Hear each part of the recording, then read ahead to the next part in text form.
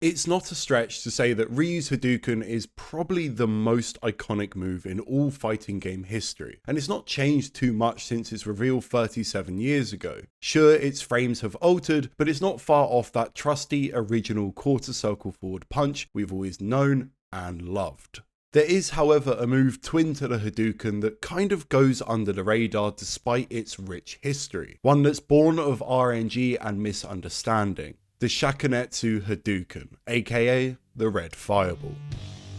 What's the deal with those red Hadoukens? I remember them from Street Fighter 2 Turbo on the SNES, but I also vaguely remember seeing them in Super Street Fighter 2 Turbo New Challengers. At the time, my brother claimed you had to throw a Hadouken hitting all 3 punch buttons simultaneously, but it was a load of crap because I could never get it to work even though I spent hours trying. When I asked a random guy at the local arcade back then, he briefly explained that you can only get a fiery Hadouken if the exact time the Hadouken is thrown coincides with the match clock being on a prime number, and even then it only has a 1 in 5 chance of showing up. Then he proceeded to choose Vega and kept asking me to stand still while he tried out his moves. So I left when the match was over because it was my quarter. So how do I output red Hadoukens? Drink red Kool-Aid? Fortunately, we now know that it is RNG. Simply, every time you throw a fireball, there is a 1 in 256 chance that the game will palette swap the blue Hadouken for a red one. It's also possible with Ken's fireball too.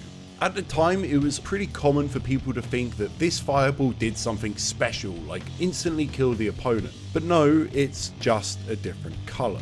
In retrospect, it's very understandable that there would be so many misconceptions about the attack, because in average play at the arcade, you're just not going to see it happen that often, let alone see it actually hit.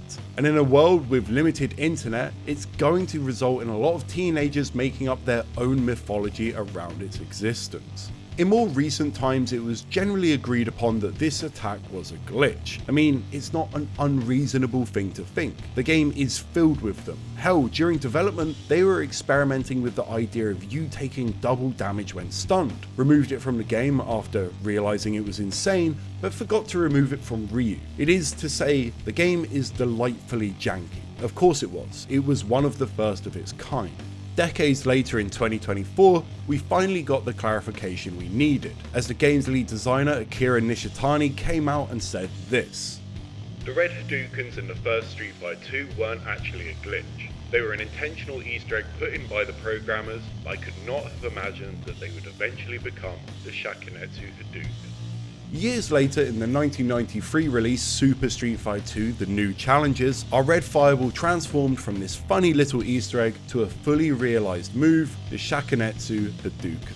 Done by inputting half circle forward and punch, this attack trades the stun from the traditional Hadouken for a knockdown if you hit the opponent within the first 9 frames of activation. This serves a couple of purposes. In ST on jump-ins, there's a fair chunk of pushback, so if I hit you with a jump roundhouse at range, then a crouch forward, my follow-up options are pretty limited, because often the Tatsumaki will be too far away to actually connect with the opponent, plus it whiffs on crouches. So instead, I can just go for a red fireball ender, score a knockdown, and get myself a mix. What's interesting is you might not actually want to go for it. ST, as you probably know, is a high stun game, so sacrificing extra stun on a combo is potentially going to prevent you from landing a dizzy, which can mean death for the opponent. But the stun is random and hidden in this game, so you need to do some educated guesswork based on the situation and specific combo to be optimal. My personal favourite use case for Red Fireball is versus characters he can't really compete with in mid-range due to the distance on their pokes, say Vega or Sim. In these matchups, hitting a limb with one of these fireballs and being able to advance on them with the knockdown is a total godsend. I'm also a huge fan of it against characters who are going to spend a lot of the match trying to slam themselves into you, say Boxer. Giving yourself advantage on a trade makes situations that can often turn into a scramble far more controllable. It is worth mentioning, however, and this will come up a couple of times, the input being longer is a pretty big nerf. The more inputs, the more reactable and the more vulnerable a move becomes. So even in moments where scoring a knockdown would be preferable, in neutral you might still not go for it. Another interesting detail about this move is the burn effect that's applied regardless of the range in which the fireball is hit. Specials in this game will typically force standing, however if a move burns, it does not. The use case for this with Ryu and his red fireball is in meaty situations. It's not the case for the majority of characters, but some of the cast have bigger hurt boxes when crouching. So by using a Shakinetsu Hadouken as a meaty, if they get hit by it crouching, you can actually sometimes get more optimal combos, which is pretty cool. In Alpha 1 and 2, Ryu's red fireball was simplified. They got rid of the half circle motion and made it essentially a proximity special. Fierce Hadouken was normal unless it hit you in the first 4 active frames, in which it then became the red fireball, giving you a soft knockdown. This is an interesting one in Alpha 2. Capcom nerfed the normal Hadouken generally, which made red fireball's purpose more clear. Your light fireball became -11 at point blank, unlike ST where it sits at -6, so the ranges in which your fireballs are effective changed, because you might get punished even on hit due to the CC, and that is where the red fireball comes in. The range in which the red fireball is actually active is a bit longer than you might think due to its extreme speed, and that of course increases if they hit a button, so it's actually a really strong poke. It is also, like in ST, a useful combo tool. Say you hit your opponent with a short shore. If they're crouching, you can't actually combo into anything without meter except for a Hadouken, and the fierce version giving you a knockdown means you get advantage. Kind of. I imagine this is what Capcom were going for, but Alpha 2's messed up frame data strikes again. If they don't tech, you get a nice safe jump into a mix against a lot of the cast. But if they tech with jab, depending on how you hit them, you can't even punish the roll, resetting back to neutral, which, even though it might not be the worst thing in the world, is still not preferable. In Alpha 1, it functions as intended due to the lack of CC, combined with tech rolls always going the same distance, regardless of the strength pressed.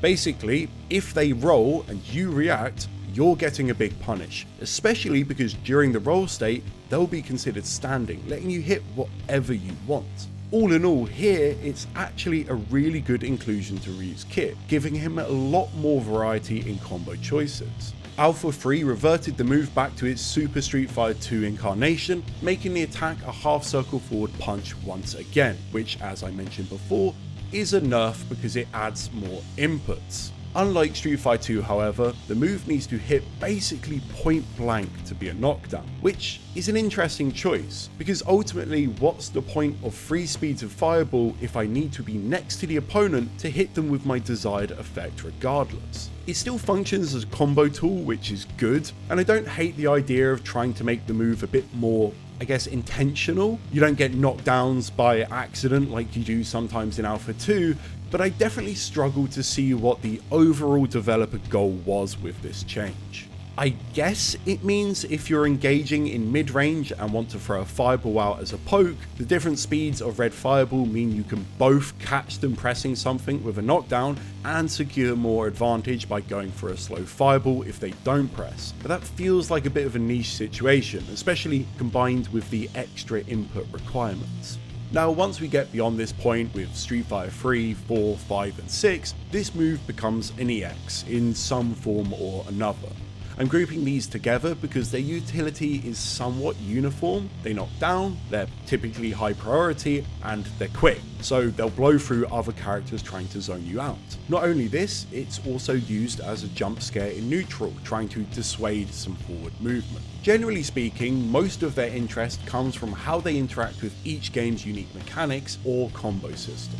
In Third Strike, the second hit gives a little bit more of an execution check on the parry. That being said, if your character has an invul super like Chun, you can just parry the first hit then super through the second. Don't get me wrong, this is still a very useful tool for Ryu. People underestimate how quick Third Strike can be played, especially if you're fighting someone like Mikoto. So having something you can throw out at mid-range to at very least cause hesitation is very useful. By the time Street Fighter 4 came around, the need for something to connect on crouching opponents was removed due to Ryu Shoryuken hitting further off a cancelled normal, but it still has some utility. The speed and limited juggle potential made it so you can hit a crouch forward, EX Fireball, FADC, then Ultra 1. You could even do this without the FADC in the corner, which is pretty nice. It basically just upped the damage threat on Ryu's mid-range, letting him cash in all that meter while remaining safe. In Street Fighter V, the EX got added utility from his V-trigger, speeding it up and adding an extra hit. Plus the activation of the V-trigger could be done on hit or block from the EX, making it a relatively safe party starter.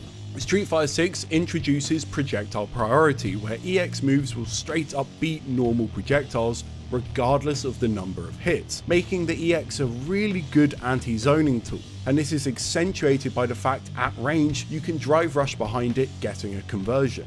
The Shakinetsu Hadouken is honestly a fascinating move. It consistently answers questions about flaws in Ryu's kit in unique ways, regardless of the game it's in. It's not just a combo tool or a poke, it's served just about every purpose over the last 3 decades, and considering it started as an Easter egg, that's pretty cool. It's definitely become more homogenized in the recent era, but it's still an interesting attack. I do, however, think the idea of a proximity special was cool, especially when tied to a projectile, so one day I hope to see it return to Street Fighter.